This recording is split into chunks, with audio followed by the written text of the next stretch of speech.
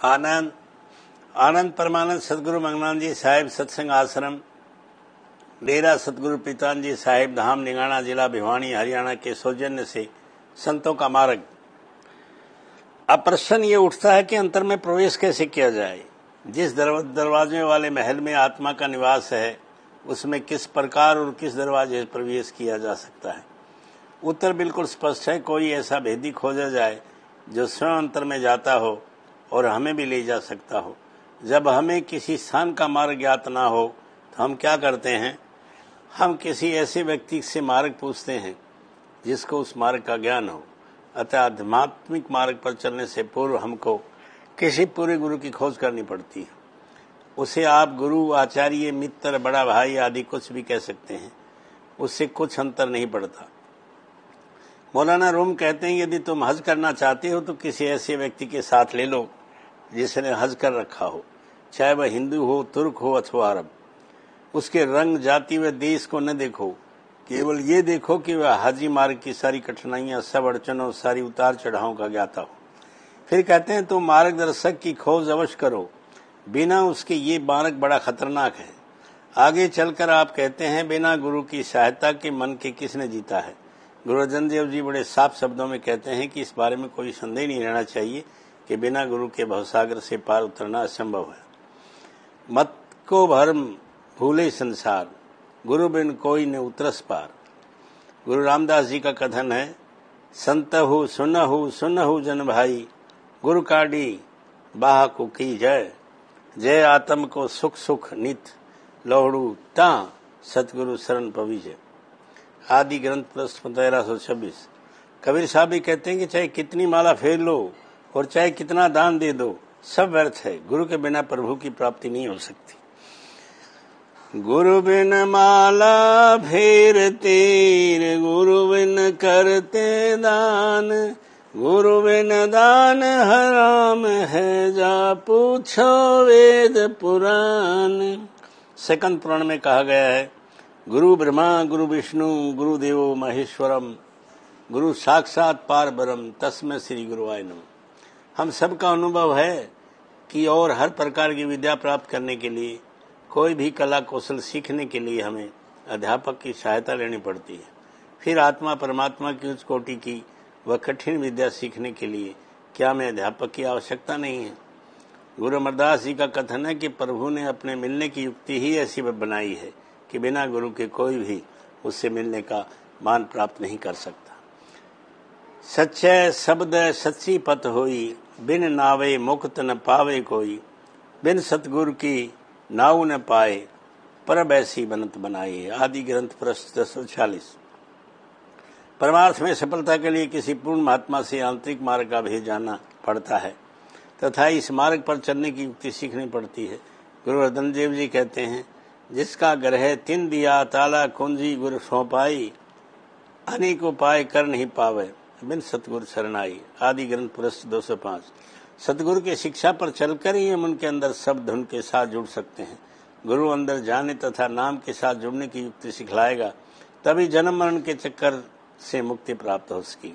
गुरु अमरदास जी कहते हैं, बाहर वाले सु क्या लहा, वथ घर अंदर भाई, भर में भूला सब जग फिरे, मनमुख पत गवाई। आदि ग्रंथ 425। संतों का बताया हुआ मार्ग अत्यंत सरल और सुगम है। बच्चे से लेकर बूढ़ी तक किसी भी जाति, धर्म, रंग और देश की कोई भी व्यक्ति उनकी शिक्षा पर चल सकता है। इसके लिए न तो किसी अपना धर्म, समाज, रहने के ढंग इत्यादि के बदलने की आवश्यकता है, न घर बार छोड़कर वन जाने की, तथा न ही अपने कारोबार त्यागने की। संत महात्मा कहते हैं, अपने परिवार में रहकर अपना कर्तव्य पालन करते हुए धर्म पूर्व कमाए हुए धन को पवित्र धरोहर समझकर अपने परिवार तथा संबंधी आदि पर जिनको आपकी सहायता की आवश्यकता है ठीक ढंग से खर्च करो। दुनिया में रहो पर दुनिया के ही न रहो, मन दुनिया में न रखो। प्रभु प्राप्ति के सबसे जरूरी ध्येय का सदा ध्यान में रखते हुए उसकी पूर्ति के लिए कुछ न कुछ समय प्रतिदिन देते रहो। दादू साहब का कथन है कि लोग तो सुनी सुनाई बात करते हैं, परंतु मैं आंखों से देखकर कहता हूँ, दादू देखा दीदा सब कोई कहत सुनीदा। दादू साहब का भाव है कि संत परमात्मा का साक्षात देखते हैं। योग, प्राणायाम, मुद्रा तथा बुद्धि से परमात्मा तक नहीं पहुंचा जा सकता। इस विषय में क्या कहा जाए, प्रभु का वर्णन कैसे किया जाए, वह वर्णन से परे है।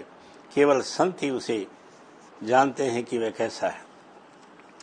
संतों का मार्ग प्राणायाम, 6 चक्रों के योग अथवा धोती, वस्ती, नीति या मुद्रा का नहीं। संत महात्मा 6 निचले चक्रों की साधना में शिष्यों का मूल्य समय नष्ट नहीं करवाते। फिर इन चक्रों में रखा भी क्या है। प्रथम चक्र अर्थात मूल चक्र के अधिकारी गणेश हैं। दूसरे अथवा इंद्रिय चक्र के राजा पैदा करने वाले ब्रह्मा हैं। तीसरे अथवा नाभि चक्र के स्वामी पालक विष्णु हैं। चौथे अथवा हृदय चक्र पर संहार करता शिवजी का राज है। 5वां कंठ चक्र पर शक्ति के अधीन है।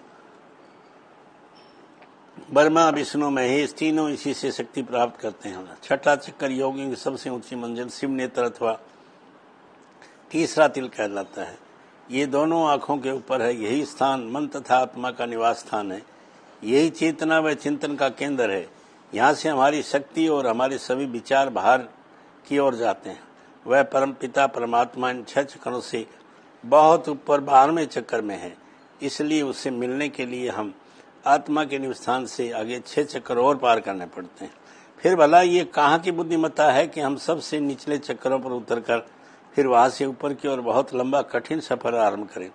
यदि कोई व्यक्ति पर्वत के मध्य में खड़ा और चोटी पर पहुंचना चाहता है तो क्या उसके लिए यही उचित नहीं है कि जहां वह खड़ा हो वहीं से ऊपर चढ़ना शुरू कर दें, बजाय इससे कि पहले नीचे उतरे और फिर ऊपर चढ़े।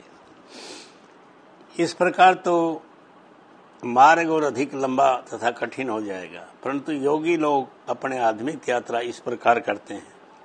फिर नीचे के चक्रों से यात्रा आरंभ करके मिलता भी क्या है, केवल शरीर के उस भाग के प्रबंध देवता के दर्शन हो जाते हैं।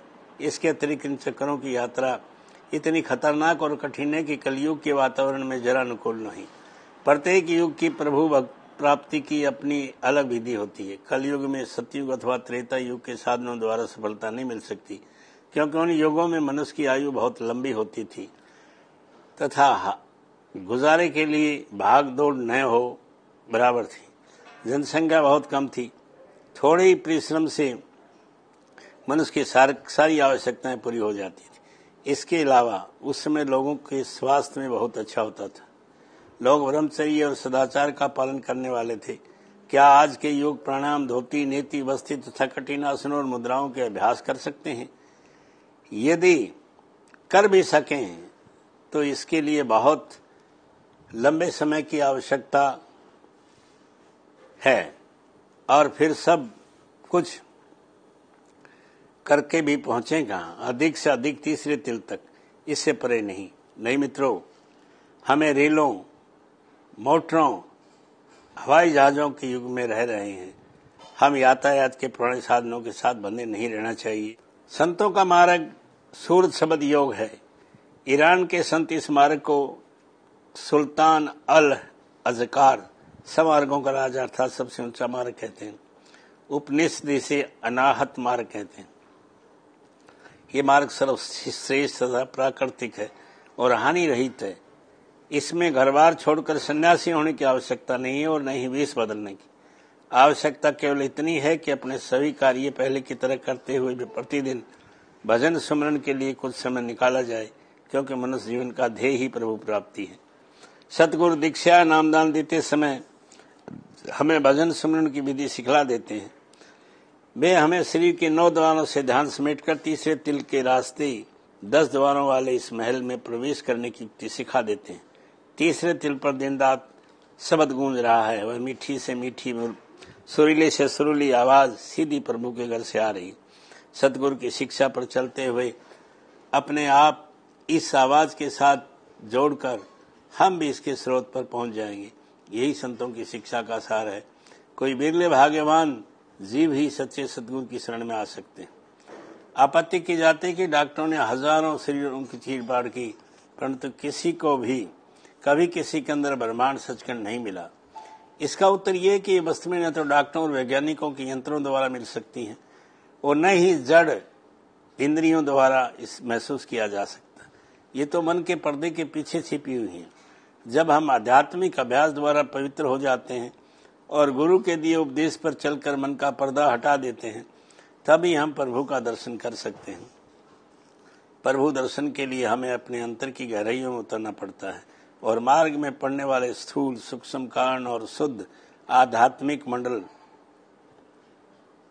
मंडलों को पार करना पड़ता है। तब जाकर हम उस सब श्रेष्ठ मंडल सतलोक में पहुंचते हैं जहां प्रभु का निवास है। वहां पहुंचने की युक्ति और मार्ग का भेद हमें पूर्ण संतों से प्राप्त होते हैं। आनंद